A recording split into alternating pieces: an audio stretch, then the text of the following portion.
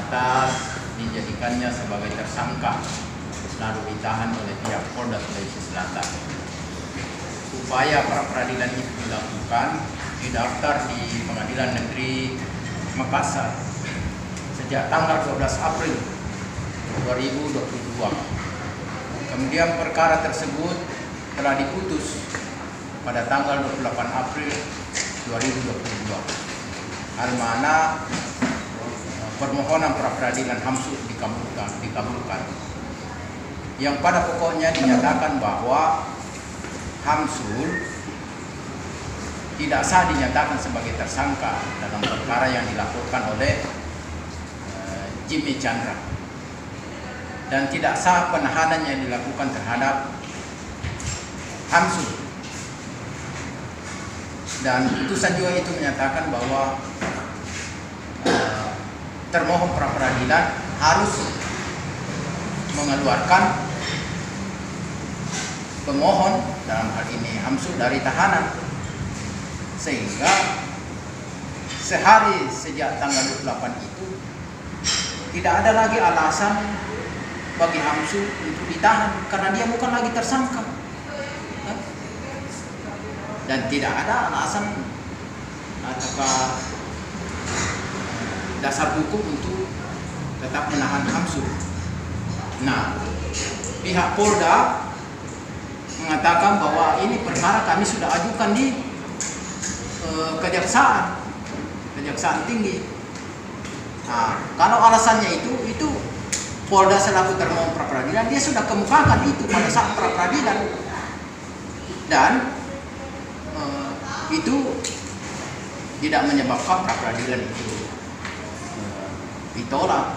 Artinya alasannya itu sudah disampaikan di depan persidangan bahwa ini sudah kita limpahkan. Nah, ternyata mereka melimpahkan itu pada tanggal 25, 3 hari sebelum putusan. Ini kan kita ada apa? Karena mesti begitu kan, harga aja proses bagaimana penghasilnya. Nah, kalau mereka sekarang berdalih sudah bukan kewenangan kami karena itu sudah dilimpahkan di kejaksaan tinggi. Nah, itu kan harusnya mereka itu mengatakan bahwa karena ada putusan seperti begini kita harus koordinasikan dengan pihak yang menahan, apakah mereka atau pihak-pihak lain, siapapun. Yang jelas Hamsul sekarang ada di tahanan Polda.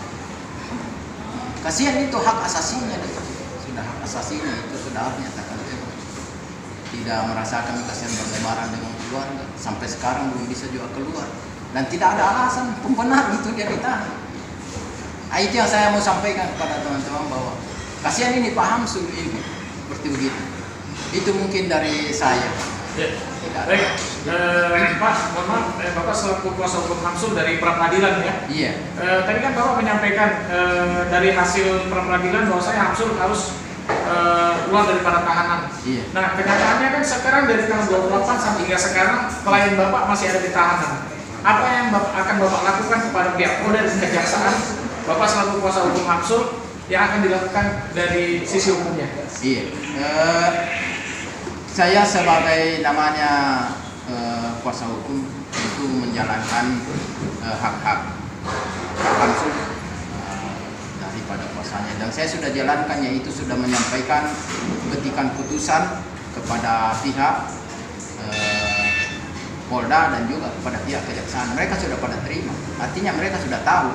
Nah, yang kedua, saya juga sudah menyatakan kepada artinya sudah berkunjung di Tahti Polda. Tapi pihak Tahti Polda mengatakan kami ini tinggal menunggu perintah saja, Pak. Jadi kan kalau soal persoalan seperti begitu kan tinggal koordinasi saja mereka. Kita ini bagaimana melaksanakan putusan pengadilan, itu saja intinya. Tidak usah kita mau mencari bukan saya, harusnya ini enggak, ini putusan pengadilan menyangkut hak orang.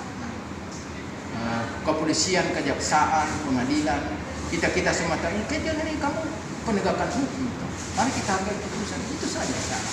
Oke, putusan kita melawan hukum. Termasuk orang Polda Sulsel dan Kejati, Pak. Siapapun.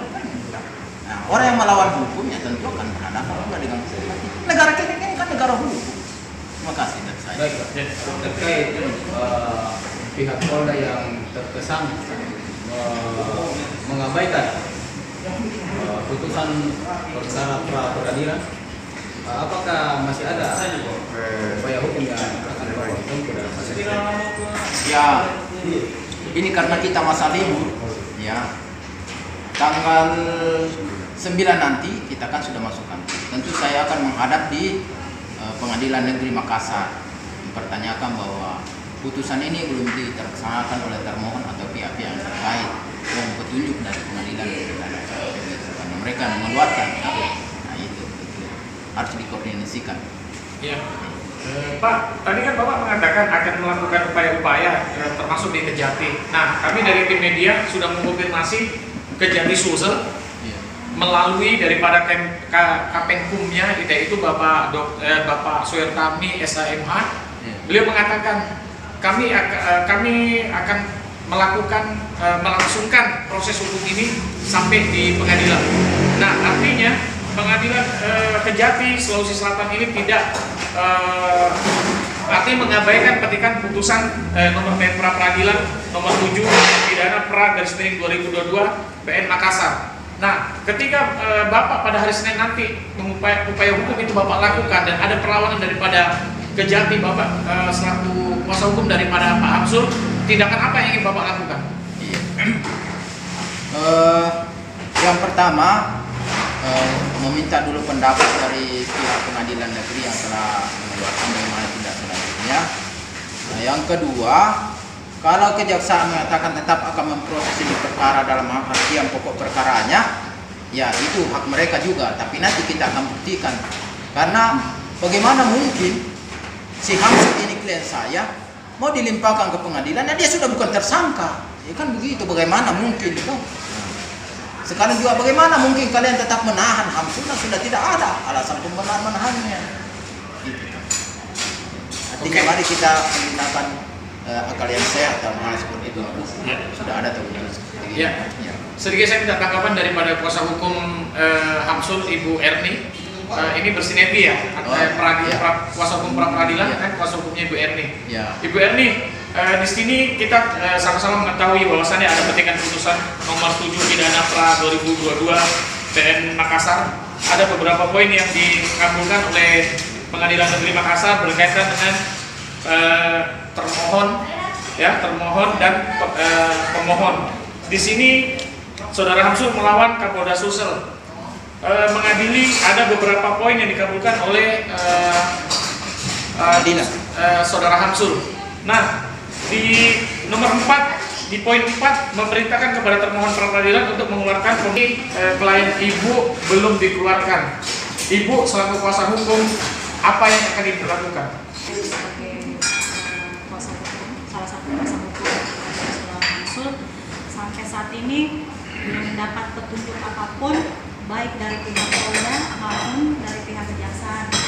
Setiap kami mengkonfirmasi kepada kedua institusi, jawabannya hanya tinggal menunggu perintah dari atasan.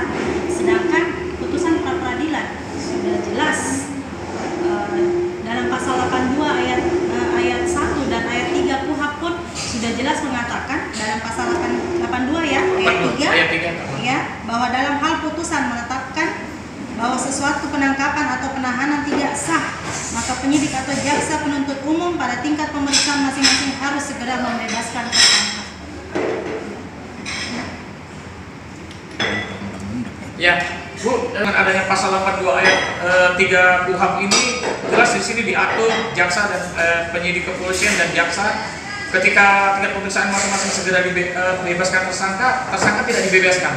Nah, apakah kode etik kepolisian Republik Indonesia yang diatur di nomor 4 tahun 2014 tentang standar operasional prosedur pengawasan penyidikan tindak pidana, di sini diatur di ABC dan pasal 23, apabila tersangka tidak terbukti melalui pra peradilan, maka penyidik akan dikenakan sanksi kode etik disiplin.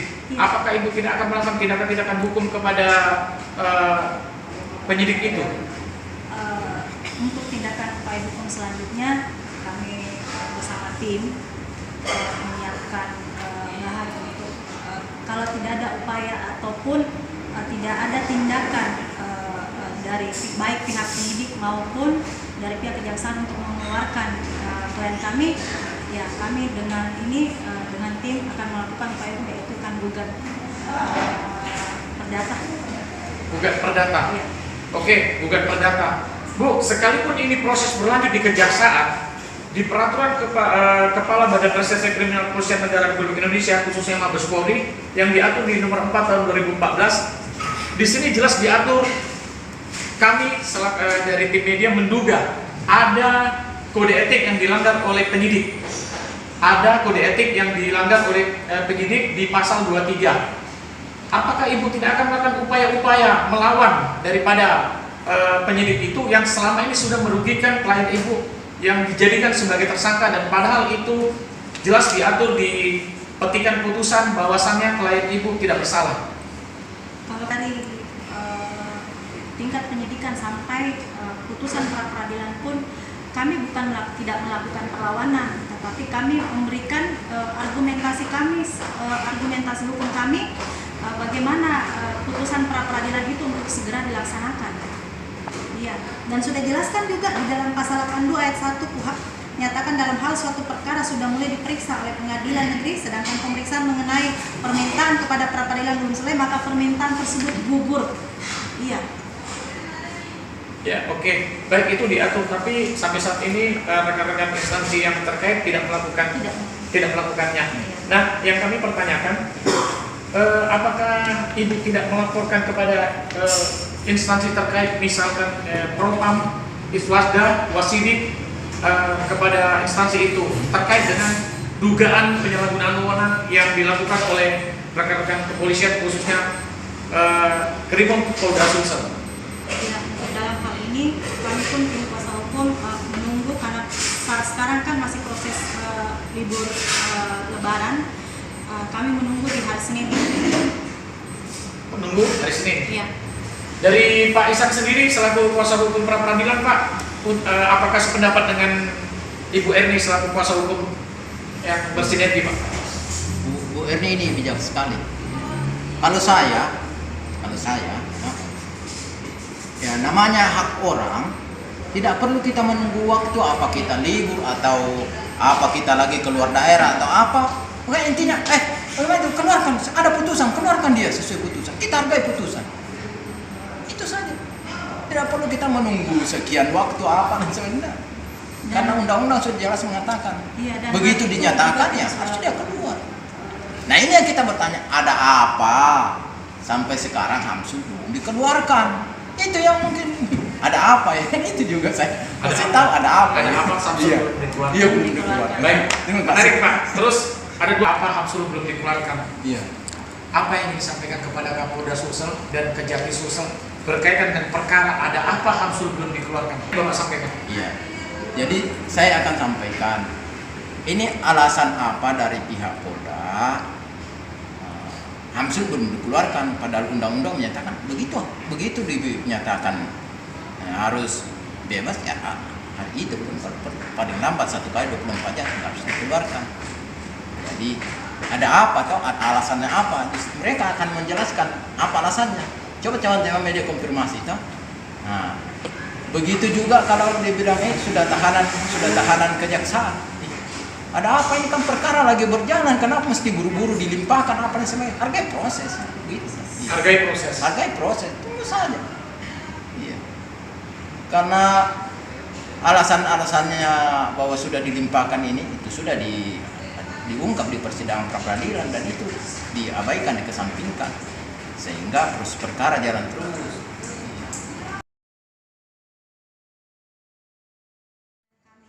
Itu pun saya pertanyakan ada apa, ya kan? Ada apa? PH pun dipersulit untuk bertemu dengan klien kami. Kami istilahnya diatur dengan berbagai aturan yang sedikit agak mengganggu kami juga, karena PH sendiri pun dipersulit untuk bertemu dengan klien kami. Itu pertanyaan saya. Ada pelayanan yang tidak standar operasional. Ya, betul. Hari ini, 2 hari kemarin kan saya sudah bertemu dengan Pak Dirpati. Bahkan saya sudah mengungkapkan apa yang menjadi unek-unek dari Dirpati sendiri.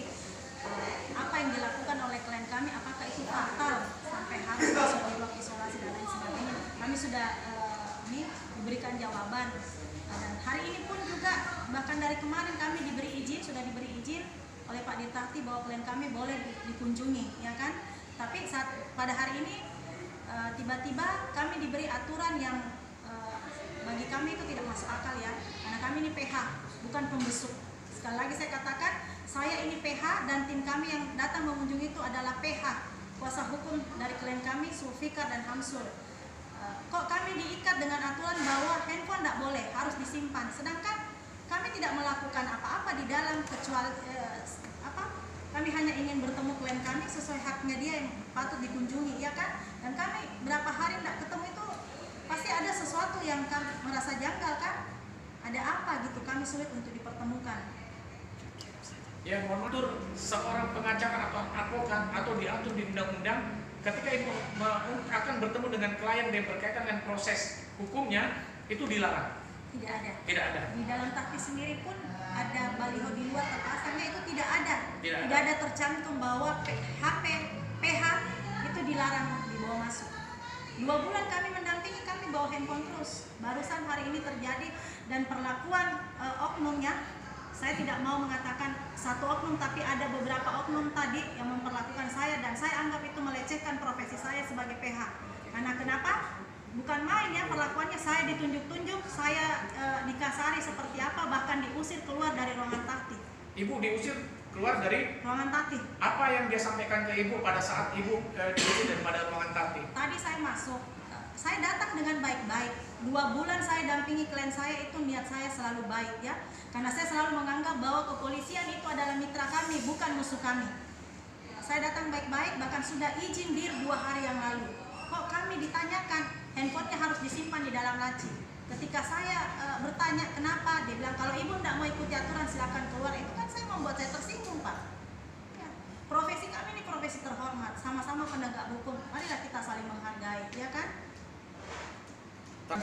Ibu, mitra dari kita sebagai penegak hukum dengan kepolisian adalah bagian daripada mitra. Iya. Tetapi kami mendengar tadi apa yang ibu sampaikan, perbuatan daripada oknum yang dilakukan kepada ibu itu tidak sesuai dengan SOP. Ibu selaku kuasa hukum Pak Hamsul dan selaku advokat, apa yang akan ibu lakukan berkaitan dengan tindakan oknum yang dilakukan kepada ibu tadi? Ya, langkah ke depan yang akan saya ambil adalah saya siap berhadapan dan melaporkan di Kabid Propam Polda Sulsel.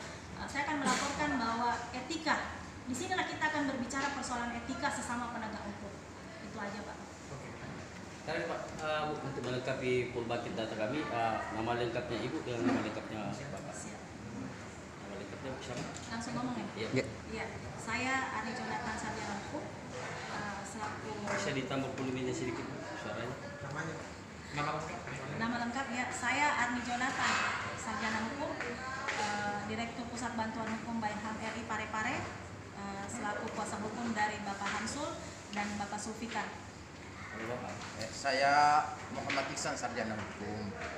Saya kuasa hukum dari Pak Hamsul dan hal pra-peradilan.